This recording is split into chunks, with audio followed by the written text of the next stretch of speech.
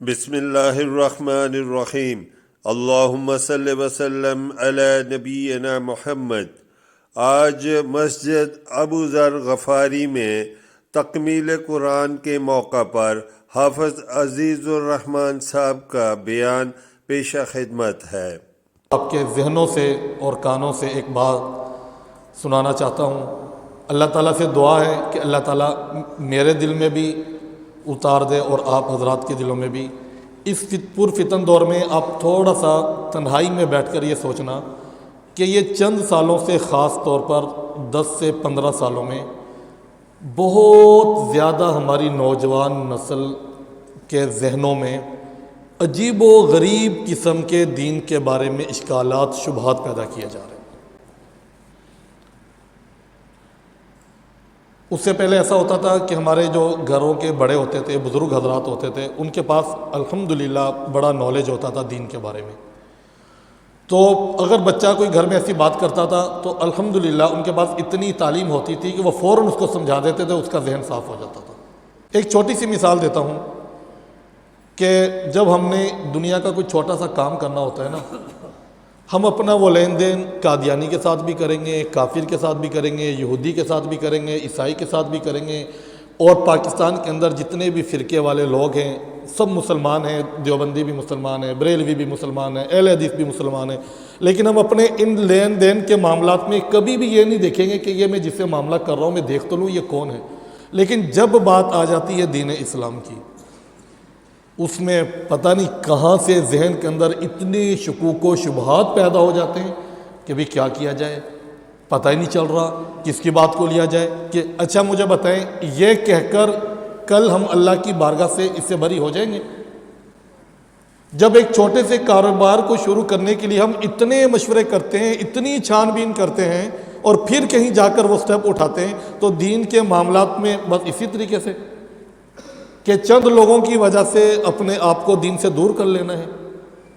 اور اس بات کا اگر کسی نے سیرت کو پڑھا ہے، رسول اکرم صلی اللہ علیہ وسلم کی سیرت کو، عجیب بات کہ جتنے بھی نبی حضرت آدم علیہ السلام سے لے کر ہمارے پیارے نبی صلی اللہ علیہ وسلم آئے، تمام نبیوں کو اللہ تبارک و تعالیٰ نے دین پر قربان کیا، اس دین کے لیے جس کے بارے میں آج ہم طرح طرح کی باتیں کرتے ہیں۔ آپ صلی اللہ علیہ وسلم کی حدیث ہے نا کہ آخری زمانے میں دین کیا ہو جائے گا؟ گھر کی لونڈی کی طرح ہو جائے گا، گھر کی ملازمہ کی طرح۔ جو گھر کی ملازمہ ہے، مالک کی مرضی جیسے چاہے استعمال کرے، بھی یہ کام کرو، یہ نہ کرو، یہ کرو، یہ نہ کرو، اس ٹائم چھٹی کر لو، اس ٹائم آ جاؤ، اور یہ لباس پہننا، یہ نہیں پہننا، ڈیوٹی پہ یہ کرنا، یہ نہیں کرنا۔ تو دین اسلام میں بھی ہے۔ تو کم و بیش 1.25 لاکھ انبیاء علیہم السلام کو جتنے بھی آئے اس دین پر قربان کیا۔ کوئی نبی ایسا نہیں ہے کہ جس کے لیے دین کو اٹھا کر اس کے اوپر قربان کیا گیا۔ تو اس سے معلوم ہوتا ہے کہ دین کی اہمیت، نبی آئے ہی دین کو پھیلانے کے لیے، نبی آئے ہی ہمیں دین کو سمجھانے کے لیے۔ دین اسلام کیا ہے کہ بھی اللہ اور اس کے بندے کے درمیان ایک تعلق کو قائم کرنا، یہ دین۔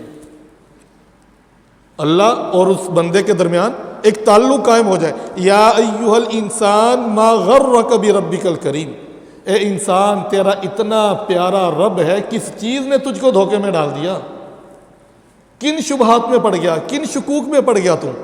تیرا رب تو بڑا کریم ہے، تیرا رب تو بڑا غفور ہے، تو اپنے رب کی طرف آ، تو قرآن کو اٹھا، تو سیرت کو اٹھا۔ ہمارے پیارے نبی صلی اللہ علیہ وسلم کی حدیث کا مفہوم ہے، آپ کا فرمان ہے کہ اس دین کی خاطر جتنا مجھے ستایا گیا، اس سے پہلے کسی نبی کو اتنا نہیں ستایا گیا۔ حالانکہ اس سے پہلے بھی نبیوں کو بہت ستائے گا، لیکن ہمارے نبی کو جو تکلیفیں پہنچائے گی، آپ سیرت اٹھا کے دیکھیں، ہر اعتبار سے، جان کے اعتبار سے، مال کے اعتبار سے، اولاد کے اعتبار سے، وہ لوگ جب نبی صلی اللہ علیہ وسلم کی پیدائش ہوئی، جن لوگوں نے آپ صلی اللہ علیہ وسلم کی پیدائش پر اپنے غلاموں کو آزاد کر دیا، ابو لہب کو دیکھ لو۔ ایک چھوٹی سی مثال دے کے پھر اصل بات کی طرف آؤں، مختصر آپ کا وقت لوں۔ ابو لہب کی لونڈی نے جب آ کر بتایا، جس کا نام سویبہ تھا، وہ آ کر کہنے لگی کہ اے ابو لہب، اللہ تبارک و تعالیٰ نے آپ کو بھتیجا دیا، آپ کے گھر میں بھتیجا ہوا ہے، عبداللہ کے گھر میں۔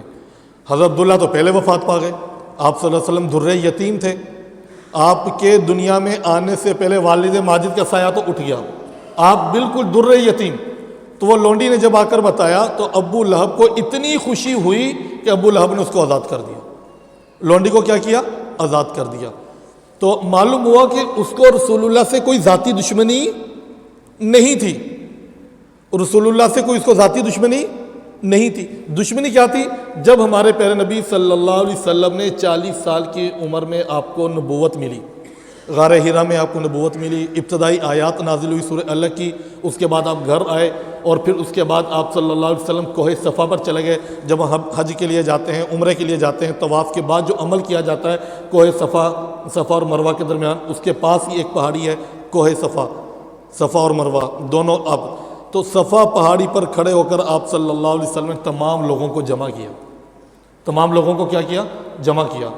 اور جب وہ سارے لوگ آگے، عرب والے مشرکین مکہ والے، عرب والے اور سارے خاندان کے لوگ بھی تھے، آپ صلی اللہ علیہ وسلم نے سب سے پہلے ان کے سامنے جو دعوت رکھی نا، پھر بات سے بات نکل گئی کہ وہ آپ نے سب سے پہلے یہ فرمایا کہ مجھے یہ بتاؤ کہ میں کیسا ہوں۔ آپ صلی اللہ علیہ وسلم نے اپنے اخلاق، اپنا کریکٹر پیش کیا کہ میں کیسا ہوں۔ سب نے کہا کہ یا رسول اللہ آپ بالکل سچے ہیں، امانت دار ہیں، اخلاق کے اعلیٰ مقام پر فائز ہیں، آپ نے کبھی جھوٹ نہیں بولا، کبھی دھوکہ نہیں دیا، کبھی امانت میں خیانت نہیں کی۔ تو آپ صلی اللہ علیہ وسلم نے جب یہ ساری باتیں سنی تو آپ نے فرمایا کہ اگر میں تمہیں یہ کہوں کہ یہ پہاڑی کے پیچھے سے ایک دشمن ہے اور ان قریب وہ آ کر تمہارے اوپر حملہ کر دے گا، اس کے جواب میں بھی انہوں نے یہی باتیں کی کہ ہمیں آپ پر مکمل یقین ہے، یہ بات 100% سچ ہوگی کہ بھی آپ جو کہہ رہے ہیں وہ سچ کہہ رہے ہیں۔ تو آپ صلی اللہ علیہ وسلم نے فرمایا اس سے سچی بات یہ ہے کہ لا الہ الا اللہ۔ یہ بات کہنی تھی کہ ابو لہب نے پتھر اٹھا کے نبی اکرم صلی اللہ علیہ وسلم کی طرف پھینکا۔ رسول اللہ کی پیدائش کے اوپر اپنی لونڈی کو آزاد کرنے والا، سب سے زیادہ خوشی منانے والا۔ سیرت اٹھا کر دیکھیں گے آپ کہ رسول اللہ کو تکلیفیں پہنچانے میں جو سب سے اوپر نام آتا ہے نا، وہ ابو لہب کا آتا ہے۔ اسی وجہ سے اللہ تبارک و تعالیٰ نے اس کے نام کو ہمیشہ کے لیے قرآن میں بد دعا بنا کے نازل کر دیا، اس کا بھی اور اس کی بیوی کا بھی۔ تبت یدا ابی لہب وتب، برباد ہو جائے، ہلاک ہو جائے ابو لہب اور اس کے دونوں ہاتھ۔ اور آخر میں اس کی بیوی کے لیے بھی بد دعا کی، وامرأتہ، اور اس کی بیوی بھی۔ اس کی بیوی کیا کرتی تھی؟ آپ صلی اللہ علیہ وسلم کا جو گھر تھا، آپ صلی اللہ علیہ وسلم کے گھر کے ایک طرف ابو لہب رہتا تھا، دیوار ایک ہی تھی، ایک طرف ابو لہب، ایک طرف ابن ابی معیط۔ یہ دونوں نے انتہا کر دی رسول اکرم صلی اللہ علیہ وسلم کو تکلیفیں پہنچانے کی۔ تو ابو لہب کی بیوی کیا کرتی تھی؟ وہ دیکھتی تھی کہ آپ صلی اللہ علیہ وسلم کس وقت گھر سے باہر نکلتے ہیں، تو وہ آپ صلی اللہ علیہ وسلم کے گھر کے باہر، پورے گھر کے باہر گلی کے اندر سڑک کے اوپر وہ کانٹے بچھا دیتی، خاردار کانٹے، تاکہ آپ صلی اللہ علیہ وسلم نکل ہی نہ سکیں گھر سے۔ اور عبداللہ وہ جو ابی معیط تھا، اس کے گھر سے اکثر ایسا ہوتا کہ ہمارے پیارے نبی صلی اللہ علیہ وسلم نماز پڑھ رہے ہوتے اور وہ کبھی وہاں سے اوجڑی اوپر سے پھینکتے اور کبھی گندگی پھینکتے اور سجدے کی حالت میں ہمارے نبی صلی اللہ علیہ وسلم کے اوپر آ کے گرتی۔ یہ صحیح روایات سے میں آپ کو باتیں بتا رہا ہوں۔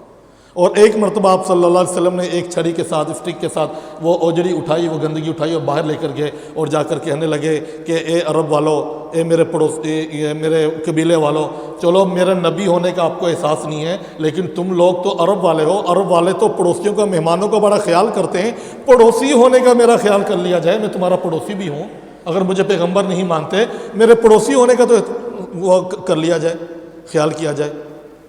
اور اس کے بعد جب آپ صلی اللہ علیہ وسلم نے نبوت کا اعلان کیا، اس سے پہلے ہمارے نبی صلی اللہ علیہ وسلم کی 2 بیٹیاں، میں دین کی اہمیت بتا رہا ہوں کہ دیکھیں رسول اللہ کو تکلیفیں کتنی ملی اس دین کی خاطر، جس کا آج ہم مذاق اڑا رہے ہیں، جس پہ ہم دین پر چلنے میں آر محسوس کر رہے ہیں کہ لوگ کیا کہیں گے، خاندان کیا کہے گا، سٹیٹس خراب ہو جائے گا، معاشرہ خراب ہو جائے گا، سود سے بچنا ناممکن ہے، یہ ہمارے مسلمان بھائی کہتے ہیں، اللہ معاف کرے، استغفر اللہ۔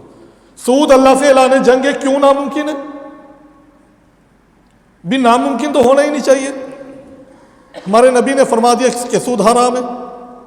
یہ جملہ ایک مسلمان، ایک عاشق رسول کی زبان پر کیوں ہے کہ سود سے بچنا ناممکن ہے؟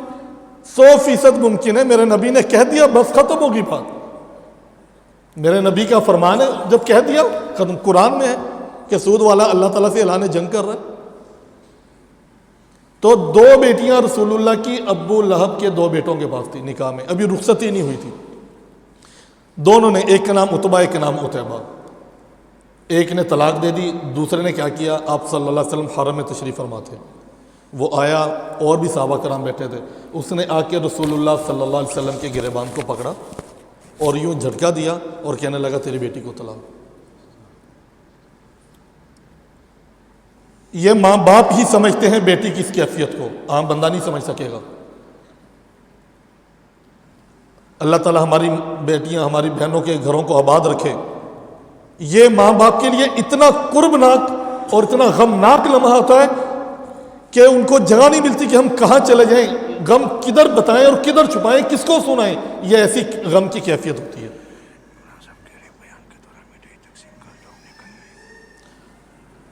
ایسی عجیب کیفیت ہمارے نبی صلی اللہ علیہ وسلم نے کبھی بدعا نہیں فرمائی۔ اس موقع پر ہمارے نبی صلی اللہ علیہ وسلم نے، اولاد تھی نا، مجبور ہو گئے، پیاری بیٹیاں تھیں، آپ نے فرمایا کہ یا اللہ اپنے کتوں میں سے کوئی کتا اس کے اوپر مسلط کر دے۔